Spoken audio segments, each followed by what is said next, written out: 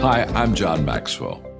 When the top companies in the world are looking for trainers, speakers, and coaches, there's one name that stands above the rest, and that's Maxwell Leadership. Our certified team members have gotten proven results for companies all over the globe, and our reputation, I'm proud to say, is second to none. Some of our members have risen to the top of their profession, including the one you're going to meet today. I proudly introduce you to my friend Bob Fabian Zinka. Welcome to the Leadership and Success Podcast with your host, Coach BZ, where we help you lead with purpose and succeed with impact. If you're ready to grow into the kind of leader others want to follow, this podcast is for you. If you're determined to elevate your success and leave a lasting legacy, this podcast is for you. As my mentor, Dr. John C. Maxwell reminds us, everything rises and falls on leadership. Our goal is simple: to inspire you, challenge you, and equip you with insights that can transform the trajectory of your leadership journey. Welcome aboard to another episode of the Leadership and Success Podcast with Coach BZ.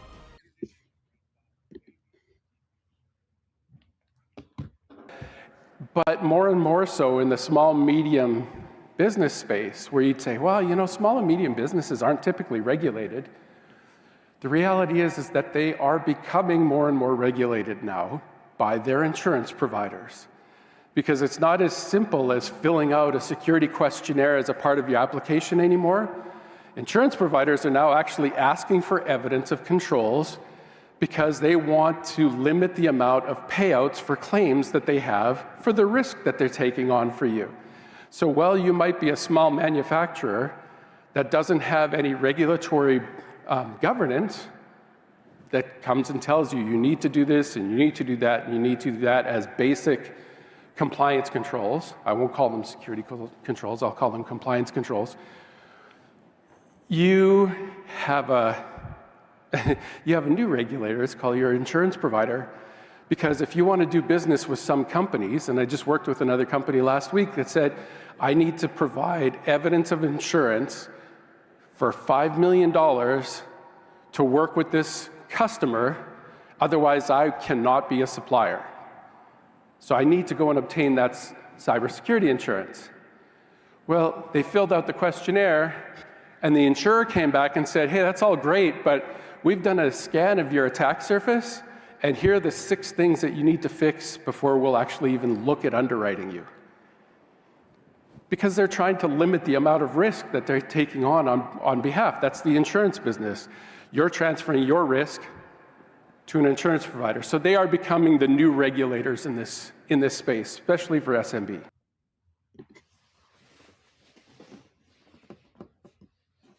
All right, welcome to another episode of the Leadership and Success Podcast. This is your host, Coach BZ. Thank you so much for joining us live on LinkedIn and YouTube. I'm reminded of our moment of gratitude. We do that every single time we meet. We take just a moment to be grateful each and every day. So if you would, for those who've been watching the show for a while, you know what we do, our custom. Maybe close your eyes and put yourself in your happy place and take a deep breath and think about one thing you are grateful for right now.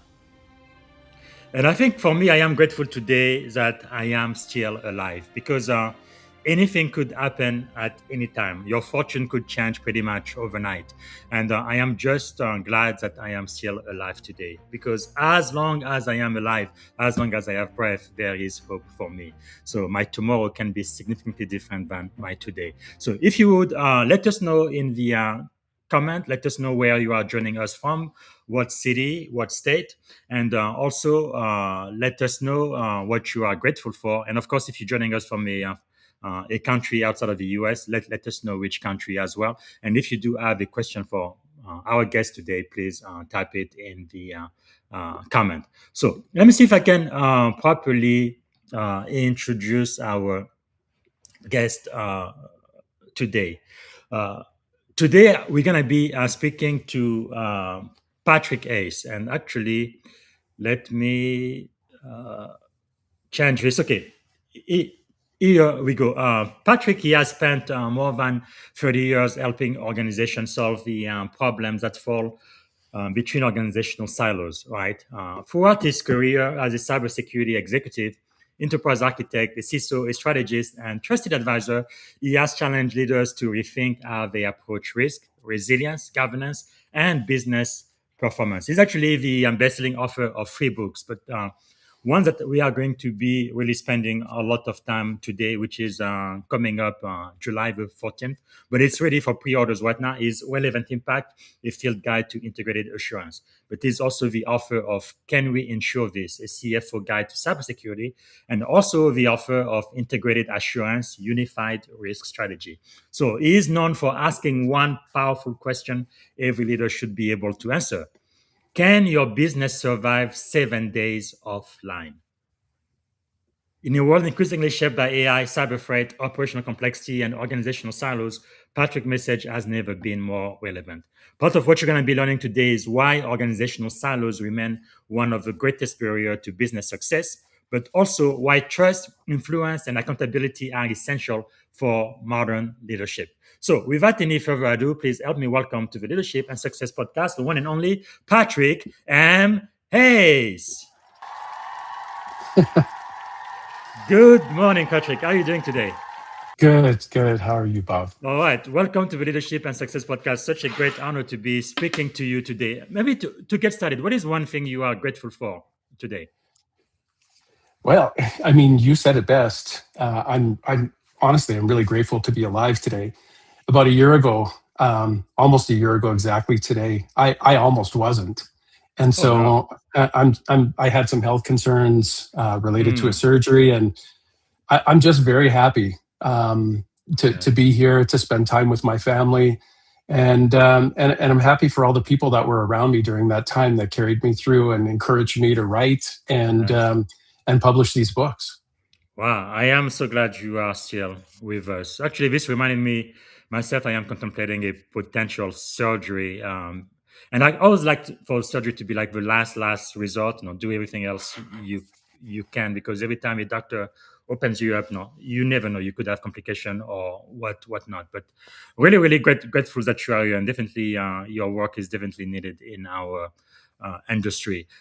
Is Thank you. is there something about you that most people may not know when they first meet you? Any unique or special? Yeah, so I think that there's probably very few people that know that at one point in time in my life, I was a professional musician Really? Wow. and a recording artist, and I toured for about 5 years before I even entered into this business. Really? So yeah, yeah. So do you have like an album on Apple Music? No, lots of people ask me about Spotify and the rest of it. So it was the late '80s, right? So everything we recorded was vinyl, right? So if you really want to get your Wow. hands on something, it's got to be vinyl. I do have in storage. I actually do have the original reel to reels from the studio, but most of it was independent label released. And yeah, Wow. we toured for about 5 years. That's amazing. Got a great chance to meet some really interesting people and open for some very interesting bands, and then real life hit, Wow. and I decided to become an adult and go to school. That is amazing because I am a musician too. I've been playing the piano since I Yeah, was 7 years old, and I do have two albums when I was a teenager. That was way before Spotify, Apple yeah, Music, yeah. and all of that. What was your stage name back then? The band name was Maelstrom. Nostrum. Huh. Yes. Maybe I don't know. We are going to see. Maybe I can find some of your music. That's really awesome. Wow.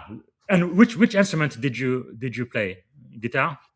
I play bass, guitar, and I play keyboards as well. But most of it, Wow. so probably not your style of music. It was definitely progressive rock, heavy Hmm. metal, because it was the late '80s, right, early Yes. '90s. But Wow, that's awesome. yeah, a very enjoyable time of my life. I wrote about 45 songs, and we got a chance Wow. to record most of them. And so I do have some really great memories that my kids now Amazing. look back and go, No, that wasn't you. Look at all Wow. that hair. Look at all that hair you had. Look how skinny you were. Yeah, yeah, This is crazy. Okay, we need yeah, to get Apple Music to find your music because Apple it can go all the way back, find John yeah. Coltrane songs and all of that, and then bring it to us in a digital remastered whatever version. Maybe they I should mean, do the same with your band. That's awesome. Wow. yeah. Did you like go to school to learn how to play those instruments, or you just, it was self No, learned? so my mother was a musician. She was a touring Wow, musician, and so I grew up around it. I grew up with it, and amazing. so yeah, I fell into it, and it was sort of a no-brainer. Yes. A friend of mine, they had a band. They said, "Hey, we lost our bass player. Can you show up for a gig for us?" Get out And of then here. Wow. I ended up, and then I ended up playing with them permanently for a number of years, right? So it was a lot of fun. That is really amazing. Who were some of your, I guess, the artists that inspired you the most back then? Oh, back then. Well, I mean, you can tell. If you can't tell by the accent, I'm Canadian, so I'm obviously a huge Rush fan. Mhm. I'm a major fan of bands like Dream Theater, and I did grow up, with some of the staples like Iron Maiden and Metallica. As a matter of fact, Wow. when in about, I think it was 1986, our band got to meet Metallica when they were Wow. touring through our city, and we spent the day with them. And the plan was that we were actually supposed to open. We were supposed to open for them, but they had some technical problems. But Mm, it was really interesting to meet a band of that. Well, that wow. scope. Now my kids look and go, "You Yes. didn't beat them." And then I show them pictures and whatnot, and they're like, "Oh my god, That's look how young amazing. we were! Look how young you were!" Yeah. Wow. Opening up for Metallica, you may as well open for Michael Jackson. My goodness, that is huge. Well, we didn't. We were supposed to, but there was just no time. There was some technical issues, and so Yeah. the show started late, and we were the ones cut. Wow, that is amazing. But just having the opportunity to do that, that's really something. Wow, Yeah. that is quite amazing. So let me ask you a question I've asked many people who've been on the show. Then, since you are a musician, is there a song that you would consider like your anthem or your life's theme? Oh gosh, that. I mean, that's probably a really tough one. I have an album, right? Hmm. That maybe it's a Dream Theater album that would be very reflective of my backdrop. But yeah, Hmm. I don't know if it's relevant for So necessarily for this audience. no, we definitely love music here. So Dream Theater. What is the name of the album? Metropolis. Metropolis. Got it. It looks like it has part one and part two, right? Yeah, Metropolis. Yeah, so it's like a story that is in. It's a themed album that's a story in songs. It's quite a good album. Got It's it. old, Wow. but it's quite good. Yeah, Yes, yes. Okay, fantastic. Thank you for letting us know that because I love music and I think most people here do too. Wow, that is quite fascinating. I from all of the research we did prior to the podcast, it didn't even come up that you were a professional musician. That's really awesome. Wow, I've done a fantastic. great job of hiding that Well, until now. Apparently, yeah, yes. no. This is really good. As you can see, I have one of my keyboards here. So I've been Yeah, playing, like I yeah, said, the keyboard since I was like 7 years old. I used to buy every new Yamaha professional keyboard that came out. I know the Motif XF was one of the high-end keyboard they had. yeah. And in my family, my wife is a musician too. My daughter got her degree in music last year, and my youngest ones, when I graduated from high school this year, I'm going to college, is a musician as well. So it's really part of our lives. So let me Yeah. ask you this. So you often describe yourself as someone who spent 30 years fixing problems that fell between organizational silos. I think that theme comes over and over again when we did research on you. What experiences early in your career shaped that perspective? So I started my real career right after school. I joined Canada's third largest telecom to help them launch internet services, right? Consumer and Wow. business internet services. So I think we started with about 500 subscribers, and by the time I moved into a different role, we were about 70,000 subscribers, and we had acquired Wow. probably dozens of ISPs in order to grow our business. Mm-hmm. And I actually recall the moment. I made an appointment with the president of the company, right? New president of the company, so he'd just taken the role as the president. I made an appointment for him, and the only time he was available was about 5:15 in the morning. So it was early morning. Wow, that's So I early. showed up, and he said, "So I don't know you. Why do you want to talk to me?" And I said, "Well, I think I can do more for this company than what I'm doing today." And Wow.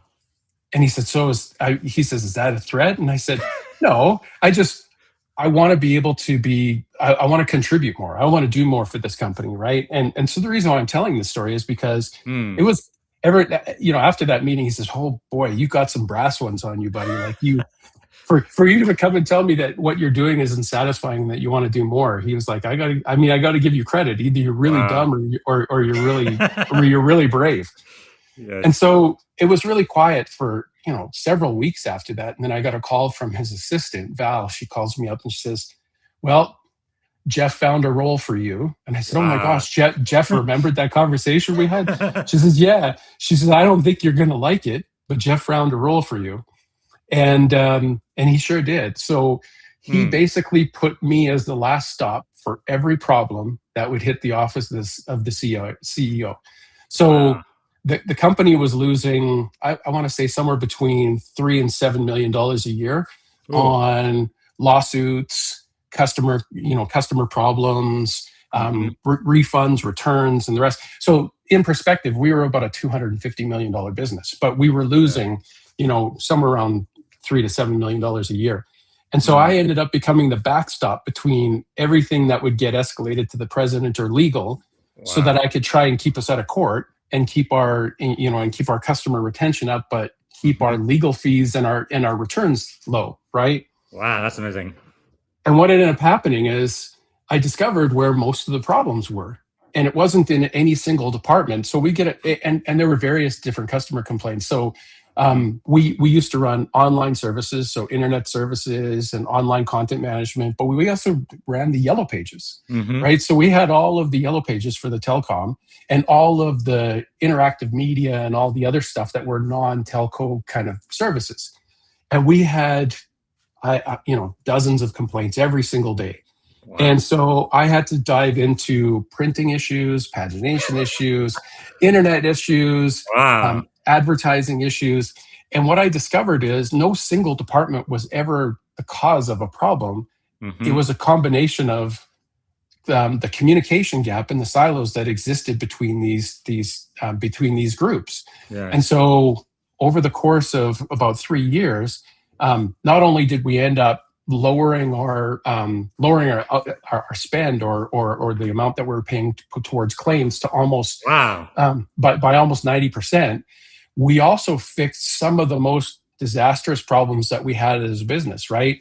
The handoff between That's the amazing. internal publishing team and the external publishers, or the production process of going to, pushing things to the internet or pushing content online or what have you. Mm-hmm. And I learned so much about the business. There was no stone unturned. There was absolutely nothing Wow. about that business that I didn't need to know in order to Mm-hmm. solve these problems.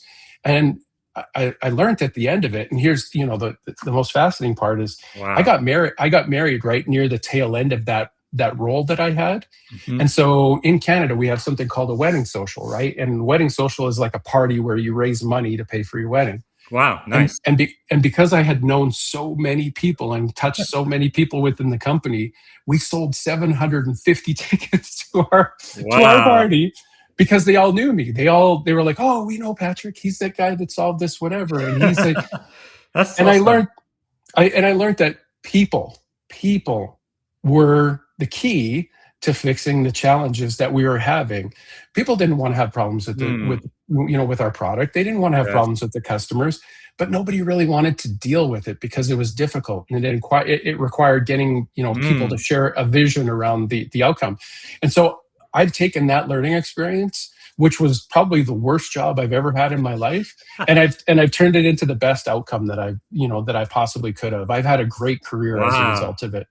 That is really amazing, man. What a learning. So, how did you get Yeah. into the cyber security industry after that? So that's another interesting aspect. So you imagine the problems that come up with introducing internet services to people, to the average people. Hmm. Well, one of two things can happen. They could do good things with it, or they could do bad things with it. Yeah. And unfortunately, I noticed time and time again, people were doing very bad things with it. Our internal employees were doing bad things with it. Customers were doing bad things with it. Even our executives were doing bad things Mm. with it.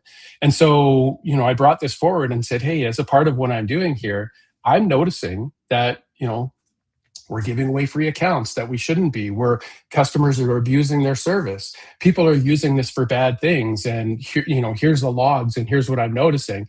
Hmm. And they said, wow, we need somebody to run security for us. And that's how I ended up. That's how I ended That's up in amazing. security. Yeah. That's really amazing. Well, you went from becoming from being a professional artist to a telecom executive into security. What lesson did those early years that you learn as a professional musician and as a telecom exec that still influence how you lead today? Uh, You think? Probably the core is that technology most of the time is not the real issue, right? True. Especially with whatever that, the things that, I've been dealing throughout my career, even in the music Hmm. industry. Technology was not usually the issue. Yes. Um, at the end of the day, especially in larger companies, it tends to be communication, Mm. but we kind of do it to ourselves, because when you actually look a little deeper, each department, each group has different incentives. In some Yeah. cases, they even have competing objectives, True. right? My goal is to reduce the amount of money that we spend on IT and whatever. Well, my goal Mhm. is to increase the usage of our services, Yes. which necessitates the increase of our IT and whatever. And so Hmm. what you end up finding is that organizations have competing incentives Yes. that have accountability butting into each other, right? And Hmm. so that's the biggest thing that I've learned is if you can see those competing priorities, those competing incentives, and if you can kind of build that human layer between them, Yes. you can tend to overcome a lot of the issues that Mm. arise. That is leadership. Like even in a band, because I know sometimes you have a lot of big ego, especially if you're a musician are very, very good at what they do. Like I'm playing the piano, I want the piano to be the loudest instrument in the album. But when playing the guitar, I want this instrument to be the loudest. And sometimes there is a little bit of friction. So I think Yeah, that human side is definitely key in all of the relationship to be able to work I as agree. a team. That's wow, that is powerful. So you've held executive roles across startup, consulting firm, large enterprises, and public companies. What leadership principles remain constant regardless of organization size? People want clarity. That's the number one thing that I've discovered, is that oftentimes when you see inaction or a lack of action or a lack of results or a lack of Mhm. performance, it's because there's a lack of vision, there's a lack of Mm. clarity. And if people don't know where the company's going and where they fit in that, Yes. well, what are they working towards? What's their North Star? How do they fit in the organization? How do they measure success? Are they going to wait till somebody comes and says, Mm. hey, you're doing okay at this? People need a way of understanding the success that they're bringing to the organization, because everybody wants to be successful. Everybody Yeah. wants positive affirmation, and everybody wants to know that they've contributed to the success of an organization. And I'll be Mm. honest, so my very first degree in university was sociology, and Wow. honestly, it's taught me more about business than my business degree, which is Man. people want to be part of something. People love being part of a shared vision, and they want to be part of that success. Wow. That is really, really powerful. Like my primary mentor always says that leadership is influence, nothing less, nothing more. Was there a defining moment when you realized that leadership was more about influence than authority? Well, yeah, this probably dates back before I started working a real job. My father was a commercial contractor, Hmm. and in the trade, in that world, as a commercial contractor, you tend to be a broker of large construction projects. Yes. And so you're working with tradespeople, and you're working with independent tradespeople, and they don't work for you. They are working for themselves, and their incentive is to complete a job and get paid. And Yes. so I watched this art of my father bringing these tradespeople together to be, to deliver a project on time, on budget, right, and with the quality that that was associated with his name and his brand and his company. Yes. And I'll tell you, that is an art in itself. Managing tradespeople is, a lot of people say, managing IT people is like herding cats. Yes. Managing tradespeople is like managing mountain lions. Those folks have attitudes, and they're, and they've got grit, and they're gruff, and, they Yes. want to work when they want to work.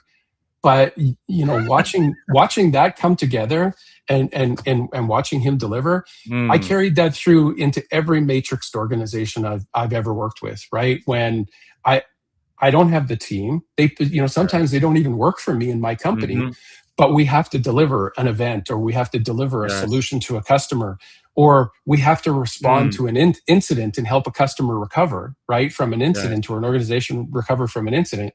You're now coordinating these people that you need to get them around a shared vision of an outcome that's beneficial for everybody, as opposed to, saying, hey, this is really important to you, and you'll be the superstar of this. Well, the superstar is actually the outcome, and getting everybody focused on what the outcome looks like, and their role in it.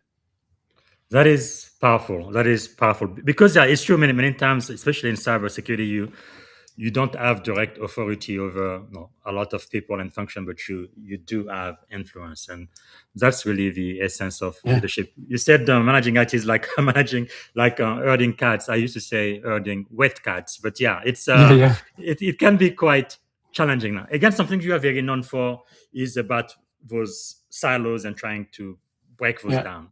So why do you think organizations continue to struggle today with silos despite decades of leadership books and transformation initiatives? It's always the same thing. Every time I run into it, it's a communication issue. Yeah. I see companies spend money on technology. They bring in consultants. They go through transformation efforts. But at the end of the day, it comes down to them not talking to each other. Yes. It's remarkable how many times that when you actually look at it, it's technology adoption. Okay, so early in my career, implementing CRM, right? Salespeople would refuse to use CRM in the early days, and management needed to use CRM, so the projects would fail. So how do you get them around a shared vision to have you input your data, input it in a way that you're not being micromanaged, but and management has visibility? Just examples of that. It's like there's no shared vision around what the outcome is, and then there's a lack of communication related to what are the activities and what are the outputs, right? Like what are we measuring as an output of this? But it's always communication. Technology projects fails because of it. Transformation projects fail because of it. And oftentimes what will happen is they'll go, I didn't know you needed me to do that. I didn't know that was my responsibility, right? I thought that was Joe's responsibility. I didn't realize that I had a contributing role in that. And that's oftentimes where it happens. Success is always in the gaps. Wow, I like that. Success is always in the gaps. Wow, that is quite powerful, because when I read your work, why do you think it's so important for all of the functions like cybersecurity, audit, compliance, IT, finance, and operation to all be aligned? Why is that so critical? It's critical because you have a shared vision of what risk is, right? So risk is, and I'll be clear about this, risk is not a cybersecurity issue.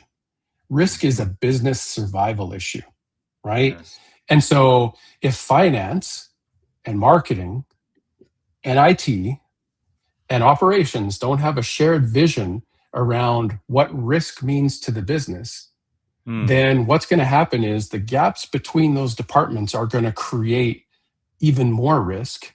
then those individual departments are going to be managing for themselves, right? And what I mean by that is every department has their own risk, right? In a larger organization for sure, but organizationally, business itself is about risk.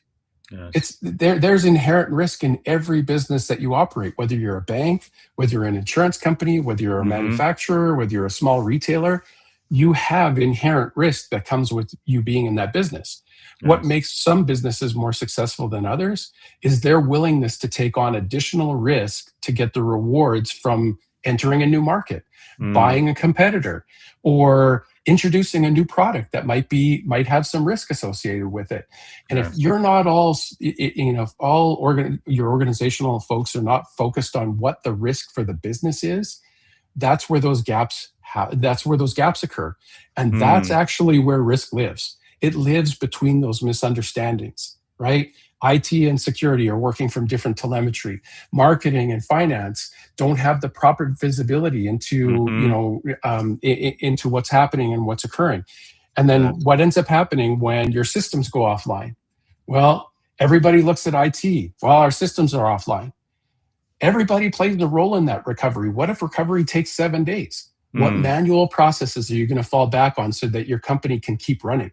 The smaller the business, the more razor thin the cash flow is to keep that business running. And I think most people don't understand that, right? And so, if you have impacts on your cash flow and you're looking at a prolonged outage, your business needs to run so that money keeps coming in. Yes. Because if you can't run your logistics systems, if you can't invoice customers, if you can't pay your staff, eventually, maybe You're your out of business. investors, you're in a Yes. time crunch around survivability, and then it doesn't matter what everybody's independent view of risk is, because Yes. your company has a shared view of survivability, and that's where risk starts. If we really needed to survive something, what role do we all play in that, and how does the risk, how do we reverse engineer that risk, and what roles we play in that? That's really powerful, because I think that's really what you are known for, right? You ask the question, Yeah, can your business survive 7 days offline? Wow. yeah. Most companies, they've adopted so much automation and pushed so much to the cloud and infrastructure transformation that if And you were and really and and now to yeah AI. yeah Yeah. yeah well, AI is that's an entirely different story, right?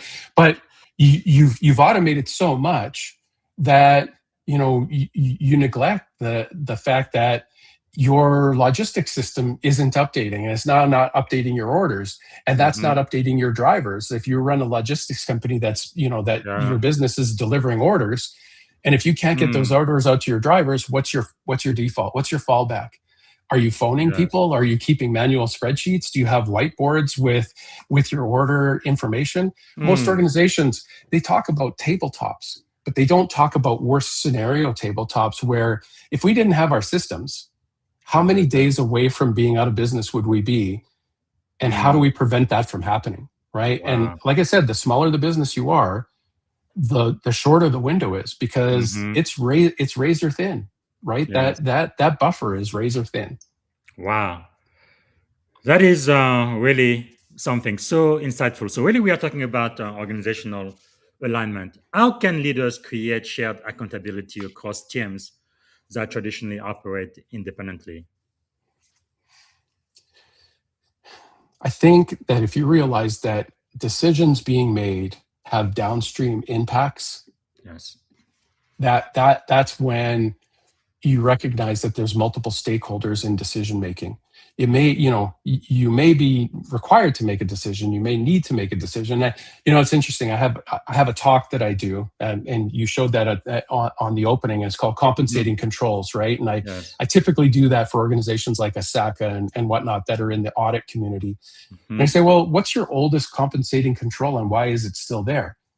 And what is a compensating control? Well, a compensating control was a decision that was made to allow for something to run with a security control that wasn't the appropriate security control, but it's compensating for that being there. So let's say you have an old ERP system and you've implemented cloud, but now you need to connect that ERP system to your cloud service, but it's old.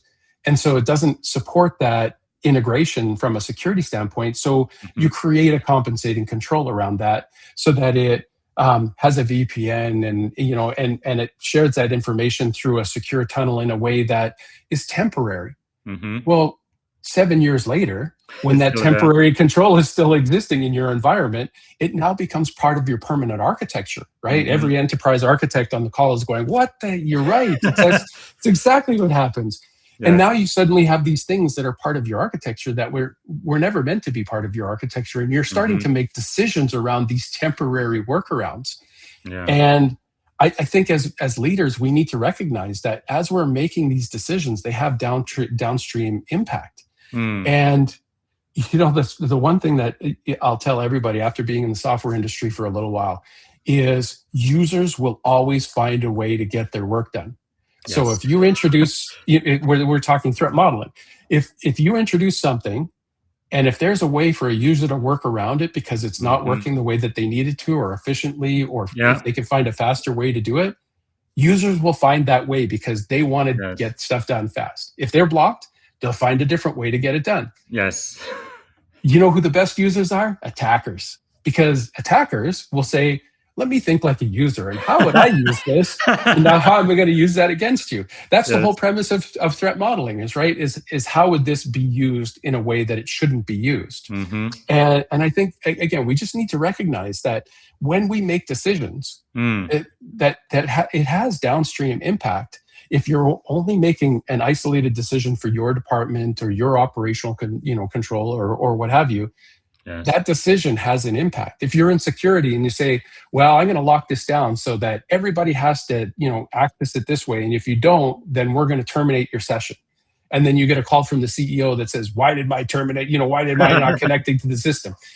And at the end of the day, we just need to think beyond our own skins. We need to think beyond our own, beyond our own responsibilities.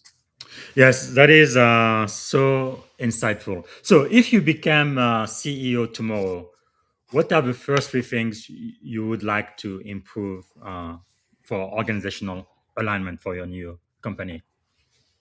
Well, so I'm going to do the same thing that I've done almost every other time in my career. And I'm going to go back to a company called Securus that I worked with early in my career. I started as an executive in the company, but I said, don't announce me as an executive. I want to start as a consultant. I want to learn the business. I want to go out and deliver work for our customers, and I want to be in the company. And so the first thing I would do is I would learn how things get done, right? Yes. So as a new CEO in an organization, forget the org chart. How does stuff actually get done? How do we deliver work, and how do customers see it? That's to me, that's probably the most important thing. The second is,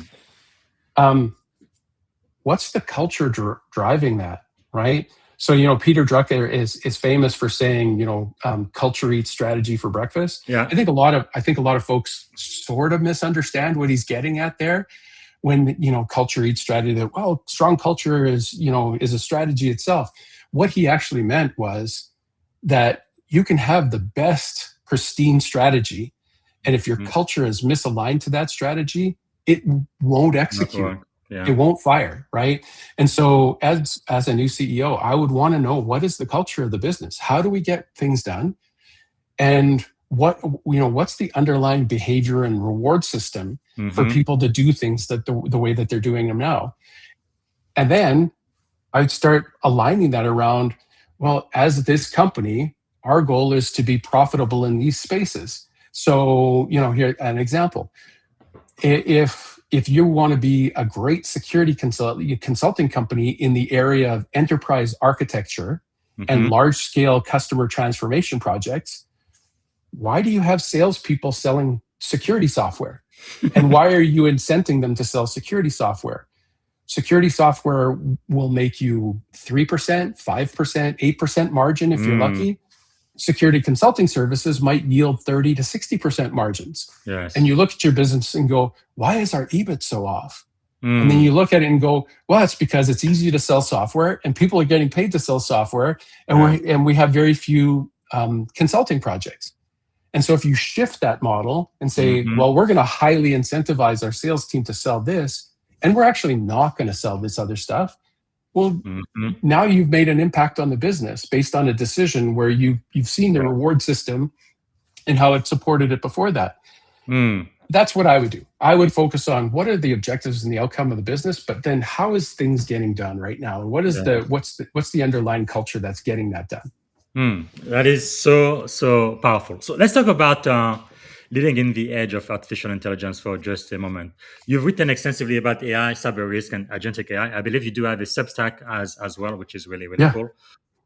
So what excites you most about AI potential?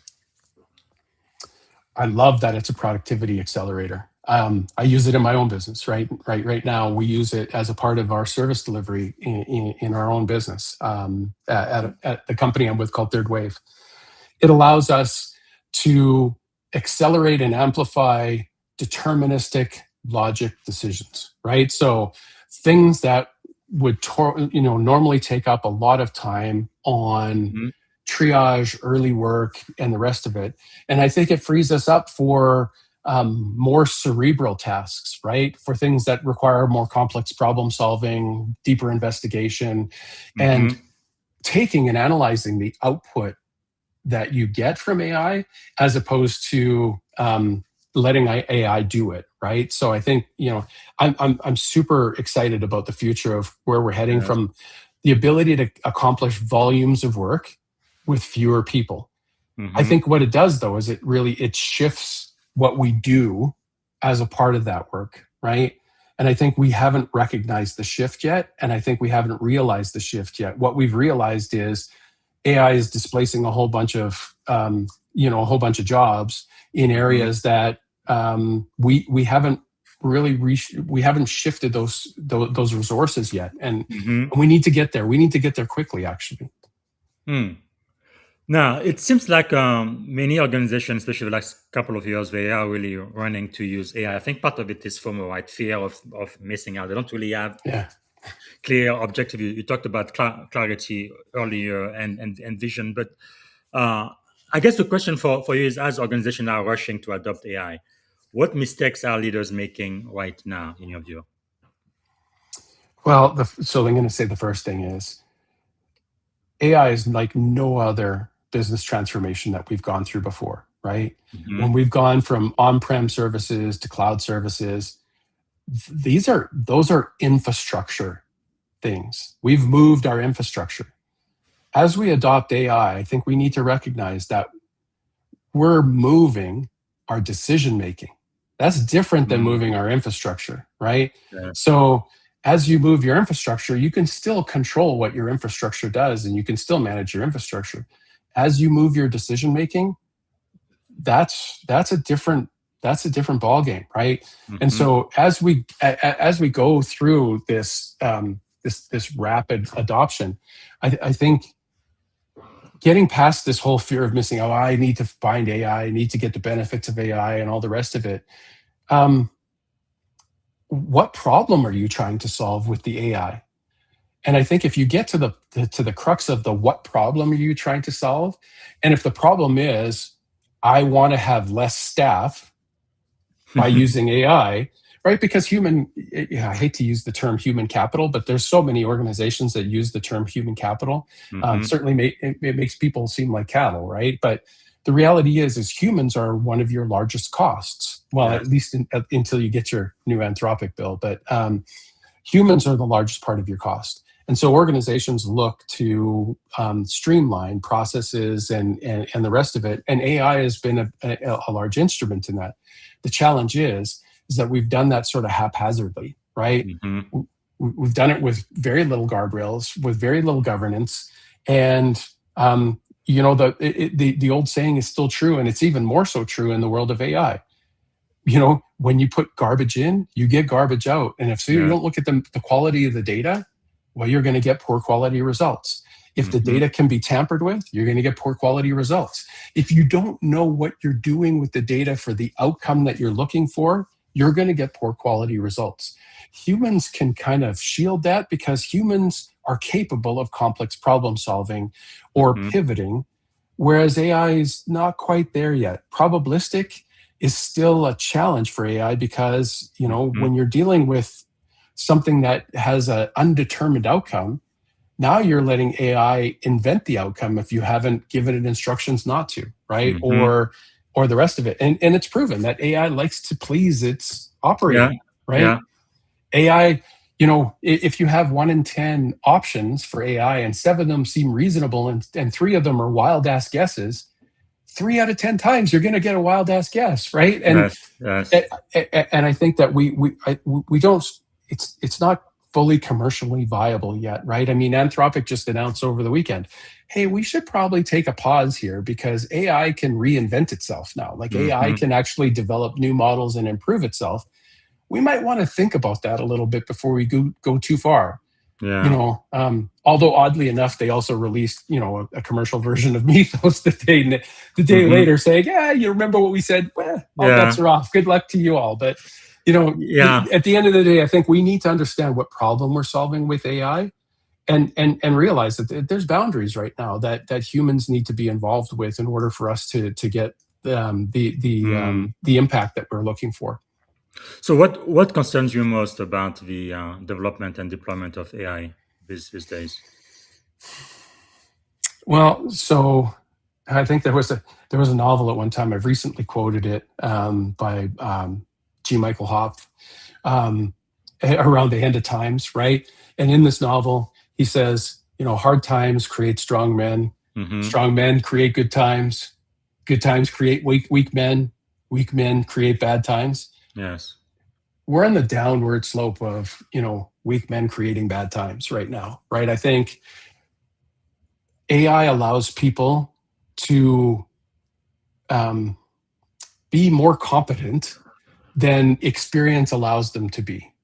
And I think that, what's taken me 30 years to acquire, it's not like we're Neo in the Matrix and we can just plug into the back and 3 minutes later, I learned Kung Fu. It's, I think we're seeing a lot of inflated experience that Mm-hmm. doesn't come from years of war wounds and bandages being ripped off and being in rooms where you've had to make decisions and you've Yeah. had to live with the consequences of those decisions. I think AI accelerates everybody's ability to gain knowledge, but experience. There's a knowledge versus experience gap that I think it's creating, and that concerns me. That really Yes. concerns me, is because lots of people can fake their knowledge, but you can't fake experience. You can't Yeah. fake decision making. You can't fake accountability. Mm. So I guess the last question I'm going to ask in this segment is, if you had a magic crystal ball, you could look into the future. Also knowing that in America, we really do not have a federal AI law regulation whatsoever. In Europe, they do, right? The AI Act. And then Yeah. even China now is coming up with their own governance and regulation as well. What if it was up to you, and what do you think is going to kind of right that ship? What is going to make it better going into the future, you think? Well, so and just um, to follow up on what you said there. So ISO has also developed a standard for AI governance, Hmm. and so has NIST. I just recently participated in the authoring of the NIST standard for AI governance, which was, they just had gone through their cycle in December. So that'll be released shortly if it hasn't been released already. So uh, I think we can't neglect judgment, critical thinking, and decision making, Hmm. right? AI can handle the information processing, but leadership is distinctly human, Yes. right? I remember back to the early days of, I spent some time at IBM, and machines will never make a decision that humans will live with, right? I Hmm. bet they don't. I bet they don't remember that one, right? It's choke on those words today. But the reality Yes. is that leadership is distinctly human, and Mm. I'm yet to see a model that demonstrates where AI can truly lead, right? Can truly lead people. I mean, there's been research where they've let AI into virtual communities, and within hours or days, they've destroyed Yes. each other, right? Yes. And Yeah. and one even committed suicide. Like, and they've repeated this over and over again. And the reality is, leadership is distinctly human. We have souls, right? Mm-hmm. Some of us, most of us have faith, right? Yeah. And I think the reality is that Mm. I'm uniquely attached to you as a human being in this world, Yes. and not as a result of a decision outcome based on data that has been an input, because Mm. I can see you, I can experience you, Yes. and I can emotionally feel and empathize, and even often sympathize with you. And Powerful. leadership requires those qualities. They really do. Yes, yes. Like I know in the defense industry, human oversight is so key. You cannot delegate that to just machine. And okay, we only have about Yeah, a dozen minutes left. I need to talk about sure. your upcoming book. So, like I said in the intro, you are the best-selling author of three books. You've written "Can We Ensure This?" The CFO Guide to Cybersecurity. You've also written the first book in the series, "Integrated Assurance: Unified Risk Strategy," by CRC Press. But now the book that is coming up, I believe it's July the 14th, I believe, next Yeah. month, and it's already available for pre-orders right now, so everybody can get a copy. Relevant Impact: A Field Guide to Integrated Assurance. Why did this book have to be written? Why did you write it? Uh, a large portion of it. So, combination of my business leader, business management and operational management experience, but in the world of security, Hmm. what I found is organizations kept pouring more and more money into security, so cybersecurity tools and technology, more and more energy into government governance and risk management, and it started to become very heavy on the audit and checklist and Hmm. compliancy and the rest of it. And at the end of the day, were they really reducing risk? Because they Hmm. were really they were managing independent activity. They weren't really managing outcomes, right? And so that's why I asked the question now, right? Where it's, can you survive 7 days with your business being offline? Yes. Because everybody needs to have the same answer as to how you would survive that.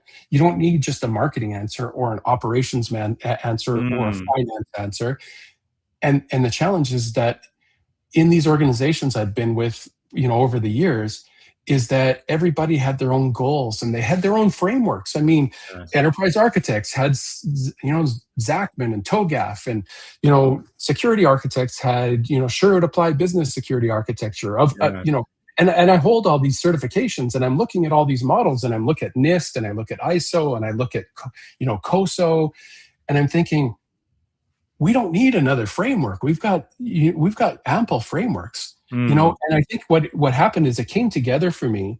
But maybe about 10 years ago, somebody called me up and said, "Hey, I just did a risk assessment for an organization, and they don't have a proper IT control for this. What should I recommend?" And I Mm. said, "Well, are they a large organization? Yes. Are they an ITIL or a COBIT shop? Well, they're an ITIL shop." I said, "Why would you invent it? Go to ITIL. There is a standard for that. There's Hmm. already a control in place. There's already something in place. Yes. Your responsibility is to help them organize those into an outcome that connects operations with IT. So if you Hmm. use a shared language, if you use IT's framework and you mold it into the security framework, now you guys have shared telemetry, you have a Yes. shared framework outcome, and now you're Okay. measuring the same results, right?" Mm. And and I, the earliest that I saw inclinations of this is as I was going through my, my security architecture training with SABSA. I asked the instructor, a good friend of mine now at the time, just getting to know him. I said, "So what is the right answer?" He goes, "There isn't a right answer." Mm. And he says, "This is what frustrates most people that don't understand enterprise architecture, is that Yes. the right answer is what the business has available to it in order to accomplish its objectives. Hmm. There's no prescriptive answer. The answer lies within what the business is willing to do, what resources they have available, and what Hmm. they'll complement or pay for or introduce that Yes. that are gaps." And I thought to myself, that's the problem. That's always been Mm. the problem, right? And so that's why I wrote the book, is because there wasn't a model for bringing all these frameworks together to achieve shared outcomes. Thanks so much for sharing this. Definitely a problem throughout the industry. So when you say relevant impact, what do you mean by relevant? Well, so it's the idea that every decision that you make should have an impact, should have a positive or negative impact on the business. Here's the other interesting thing. When I first was working in the field of cybersecurity, impact always had a negative outcome, a negative connotation. Oh, that's going to have it's going to have a bad impact on the business. It can have a positive impact to the business, right? I mean, and lots of people say, well, so what do you mean by that? How does security have a positive impact? And I said, well, I worked with a software company one time, and their product was sold into the commercial space to private organizations. And they wanted to enter into the federal government space, into the public sector. In order to enter into that public sector space, they needed to become FedRAMP compliant, which was, a security outcome. When they became FedRAMP compliant, it opened a $600 million market to them. Wow. That would be a positive impact by implementing security around your product that normally would not have been considered as a part of your strategy. And so there's a number of different aspects that you can look at. Like if you wanted to open a bank in Nigeria or Madagascar, most people would say, oh my gosh, like the fraud would be crazy. Well, why don't you change your security model so that instead of recognizing and addressing fraud in 7 days, like your traditional model, why didn't you recognize it in 7 hours and respond to it within 24 hours? Now you've opened $1 billion market to you, and all you've done is you've added marginal costs to your security operations in order to support that, right? So I think when I mean relevant impact, I mean, think about the impact the decisions are having on the business. What are the activities leading to, and what is that impact to the business? And if it has no impact, why are you doing it? Or why are you concerned about it? That is really powerful. So how do leaders then know whether they are creating activity versus creating impact? Well, if you stop doing an activity tomorrow, would the business outcomes change? Right. So a friend of mine posted this on LinkedIn the other day. He says, think about vulnerability management, right? So you scan, you find 100 vulnerabilities, you fix them. You scan again, you find 10 more. You fix those too. You scan again, and you find none. Do you stop? Do you scan again? What do you do, right? Each scan costs the same amount of money every time you scan, whether it finds anything or not, right? At some point, you need to decide, is the outcome enough, right? And the reality is, are you investing in the right places, right? So I like that. You could scan again and again and again and again and keep finding these vulnerabilities. And you let's say you find 100 of them, and you don't scan again and you don't find one, and the attacker finds that one. All they have to do is find one. You have to find all of them. At one point, it becomes a zero-sum game, right? So as a business leader, you need to understand, is the activities you're doing leading to an outcome, right? Wow. And if you stop doing those outcomes or those activities, will the outcome change, right? And this is why, most people are like, oh, Mythos has found 10,000 vulnerabilities we've never seen before. Humans have been finding vulnerabilities for a long time. It's not going to change. It's not going to change our sense of urgency around correcting them. That's actually the problem, is that we have no sense of urgency around a prioritization to correcting them. And so now all we've done is shifted the problem to say, oh, now it's overwhelming, and now we'll never defeat this. And I think leaders, they need to, if they focus on the outcomes, I think that, you'll see the mentality changes, right? Yes. Wow, that is so insightful. Actually, reminded me, part of our curriculum here on this podcast, we're studying the 21 irrefutable laws of leadership, and reminded me of law number 17, right? The law of priorities. Leaders understand that activity is not necessarily accomplishment, and I think that is so powerful. So for everyone listening, we are talking about the upcoming book. It's going to be released on July the 14th, Relevant Impact. It's available now. You can pre-order, and it will be delivered to you on the 14th. So it's a field guide to integrated assurance. Let me ask you this as we are running out of time now. I mean, I could be Yeah. talking to you forever and ever, but what is one idea from the book that you believe will really challenge conventional thinking? Uh, um, I think the one idea from the book is that risk lives between departments. Risk Yes. lives in Fill the gaps. risk lives in the gaps, and Hmm. nobody's terribly interested in living in the gaps. And my entire career success has been built in the gaps. Talking Yes. to people, translating IT to finance, translating finance to IT, translating business objectives and outcomes to operational staff, and translating operations to business leaders. And I think those gaps are the opportunity for an organization to be wildly successful or to recognize risk on a regular basis. And Yes. and the closer you get to closing those gaps, and the more that you have individuals that live within those gaps and leaders that see those gaps and reduce those gaps, the more Hmm. successful you're going to be.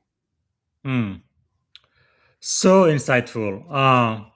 If the people who are listening now they get your book, if they can only remember one lesson from relevant impact 5 years from now, what do you hope that lesson is? Uh, that there's no single framework that is a prescriptive solution to your problem. Yes. The model is um, businesses are inherently risky. That's why they're businesses. The Yes. more the more risk that you're willing to accept, the potentially the greater reward, depending on the type of business that you have. Hmm. And the more you understand your risk and the more that you have a shared vision around your risk, it becomes more and more clear that risk is a part of your strategy. And risk and strategy are the same conversation. And I think what we've done is we've siloed this notion of risk into cybersecurity and governance Hmm. and in financial investment. And the reality is risk is the strategy of the business. And your ability to overcome that risk, even in the most critical moment where I say, can you survive? Mm. If your business is built around survivability, then trust has to be at the core of that business, which means that you're building trust with your employees, trust with your leadership, trust with your Yes. suppliers, trust with your partners, trust with your customers. And that becomes a part of your DNA. That becomes part of your. So if there's one thing I want to leave with, it's ultimately is that risk management is business strategy. And Mm. until we see that, and until we adapt for that, um, folks are going to keep operating risk in their silos. Yes. Yes. Wow, that is quite powerful. I guess so. We are out of time now. So the Yeah. last question I am going to ask you, no, because your signature question is, can your business survive 7 days offline? And I think that is so key. So I'd like to end by asking a leadership version of the same question. If every leader listening today could spend the next 7 days improving one thing about how they lead, what should it be? I think most leaders are searching for answers to problems. Um, Questions that I would ask is what's slowing us down? Mm. Um, what risks are we ignoring? Um, what would break if this disappeared tomorrow? Right? If we didn't have this integration, or if we didn't have this system, if we Yeah. lost access to this, what would break? And Mm. why do we do this way? Right? And I know the larger the organization, the harder it is to be in the fabric of how the organization runs. But this is Yes. why you need to trust the intelligence of your team and the experience of your team, because people are not hesitant to bring forward things that they find challenging or bottlenecks or Hmm. things that might be able to be done better, or old ideologies around, well, this is how we've always done it, why should we challenge it? That's a great place to dive in. Right? Yes. Why wouldn't we do it differently? Right? If there was a better customer experience, or if there was a better way of accomplishing our task. I think we need to look at that from a survivability standpoint to say, um, what would go wrong if something could go wrong, and what would we do about it? I like that. All right. As we come to a close, thank you so much for your time You're today. welcome. I really do appreciate that. So, what can we do in order to add value back to you, Patrick? I mean, everybody can buy my book. That's the first. No, Yes. honestly, follow me on LinkedIn, connect with me, subscribe to my Substack. I also have a pretty active blog on my personal website, and patrickmhayes.com, and you can also look me up and follow me through the company I work with, Third Wave Innovations. We do a lot of work in the small medium business risk area. Connect with me. I don't need to be billable for everything I talk about. I love to have Mhm. these conversations, and I love to help companies, right? And ultimately, if you have questions about my book, or about my philosophies, or about my models with integrated assurance, or with relevant impact, I would love that more than anything else, because I'm in the throes of writing my third version of relevant impact for small medium businesses, and I could Wow. really use feedback and experience as I go into my third volume of that series. Well, and if people who are listening wanting to hire you as a consultant, do they go to integratedassurance.co? The best way to get me is they come through Third Wave Innovations, and they Third can wave find me there. innovation. Yeah, Okay, yeah. very good. Thank you so much for sharing that. Now, is there a question I should have asked you? I didn't have a chance to ask. Anything else you wanted to share today before we close? Oh gosh, we talked about so much. Yes. And honestly, I never expected to talk about music so much. It's been a long time. And you made me go back and look at long hair pictures while we were talking Yeah. here. And it's been a long time since I've had hair halfway down my back. But no, honestly, I think I've had some really great mentors in my career. Right, I've had some fantastic mentorship, and maybe that's a question that we didn't get to, and that was, Hmm. I learned so much from the people around me, because Mm, I was willing to turn my ego off. Early in my yes. career, I wasn't, right. Early Hmm. in my career, I just I wanted to be more than I was. And then when I stopped and I started listening, and I learned Mm, from fellas like Jeff Rohn and Nick Curry and Chris Galvin and John Morris, all these yeah. fantastic people that have had such an impact on my Mm, career. And had I not had those experiences, they fundamentally helped shape my decision making capability, and my mm. patience, and my optimism. Right. So I've really had a wealth of very, very strong professionals around me that have helped me throughout my career. Yeah, and for the younger folks in the audience just now getting out of school looking for their first job, why is mentorship so critical, you think? Why should they seek mentors? Because you can look up intelligence, you cannot look up experience. Mm, Right. Living with the accountability of a decision can only come from direct experience, or from war stories that come from other folks that you live with. I mean, wow. throughout my time at Securus, being close to Michael Laguerre and Jeff Besco, I got to learn from all their experience as they were Mm-hmm. going through delivering their own enterprise security architecture programs, Yes. and I could bounce ideas off them, and I could learn from them, and it helped shape my own experience, and it helped with Mm, my own decision making. And if you don't have a mentor, you need to find one, because the value of human connection and human mentorship, you'll yes. never find that at the end of a prompt. No Mm, matter how well you write the prompt and how many prompts you follow it with, you're yes. never going to get that human experience Mm, and and powerful. and and connection. Yeah, because one thing about it, there's really only two ways to learn, right? Trial and error or mentorship, learn from somebody else's experience. It's so powerful. Okay, we do have to end the show. I need to Yeah. bring this man down. But before I do, I want to ask if you could go back and give a piece of advice to your 17-year-old self, right? Standing at the edge of this incredible career you've created, what would you say to 17-year-old Patrick? Oh man. Um, so many things. Patience. have Mm. patience, kid. You're not all that, right? Yes. I think, you know, the lack of patience and the objective to be successful. I look Mm. back now. I honestly, I look back now, and some of the most terrible moments in my life were the greatest successes. Right, Wow. the worst job I ever had was a phenomenal success in the development of my career. Yes. Right, and in pursuing success in my 17-year-old mind's term of Mm-hmm. success, I missed so many other things, right? Like, I was Mm. fortunate that I got to be there for all three of my kids. I was fortunate that, Yes. my wife and family followed me from Canada to Texas to then Colorado. Like, I Yes. got to be present with my family. And that, Wow. that would be the one thing. Be patient and be present. Just know Mm. that the moment you're living in right now is the most important moment that you have, and learn from it, because Wow. you're not going to get it back. Wow. That is so powerful. I know I have to end, but I do have to ask you. Yeah.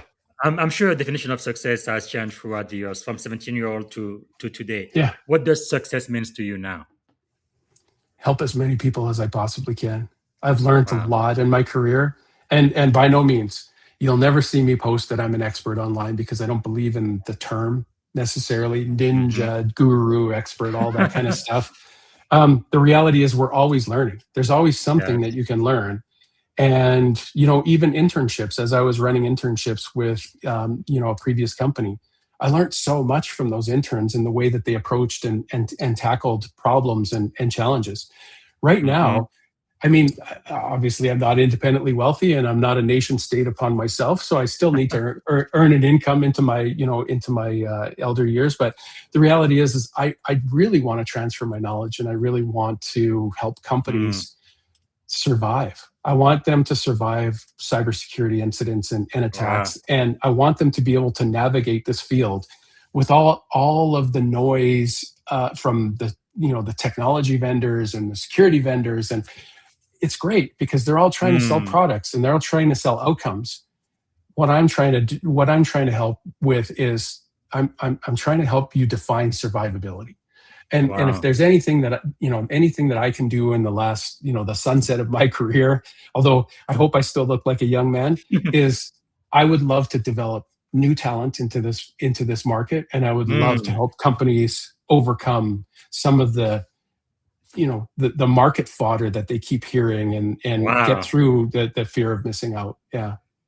That is so, so powerful. What a legacy. Thanks again for giving us additional time Thank you. today and being one of our master teachers today. This really was great. I always like to end with something positive and optimistic. What is one thing you are feeling optimistic about these days? Well, it's not the gas prices, that's for sure. But Yeah. um, our young people, I feel Yes. I feel so optimistic of this new generation that's growing up right now. Um, I'm really they're glad that you said that, because I have two daughters, but it looks like in all of American history, this is the first time in a generation where the next generation doesn't feel like they're going to do better than the generation previous. They don't think they're going to be able to afford a home ever, and yeah. they really feel like their future has really been messed up by us. Like we don't really think much about them. That's the sense I am getting. But I really like that you feel quite optimistic.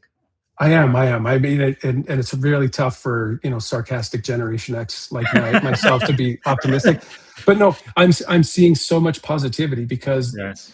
their their value system is not connected to the boomer or the Gen X Hmm. value system. And that's why I have so much optimism, Yes. because they're reinventing themselves into what the world is going to become. And I Yes. have to be optimistic for that, Mm. because this new generation is finding faith like they've never found before. They're finding connection Hmm. with each other, even in a very technology connected world. So So I'm true. very optimistic. I love that.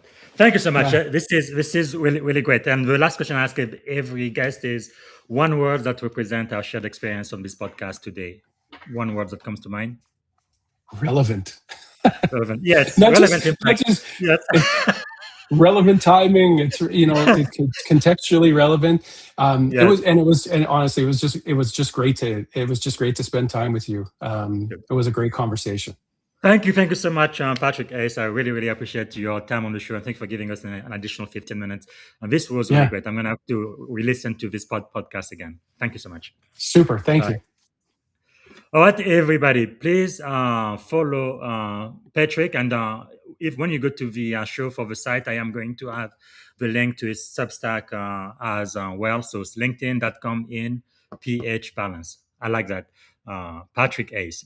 And also get a copy of the book. Like I said, you can pre-order right now. It is going to be available July the 14th, everywhere books are sold. Relevant Impact, a field guide to integrated assurance. You can also get this former best-selling books, Integrated Assurance, Unified Risk Strategy with CRC Press, and also his very first book, which was Can We Insure This? I am so grateful. All right, that's all I have for today. We should have another interview coming up tomorrow. And again, I'm so grateful for what Patrick did today, because what stand out most from our conversation today is that leadership is really not about managing technology and processes or even risk. I believe leadership is really about creating alignment. Well, that's really the lesson that came out from my conversation with Patrick today.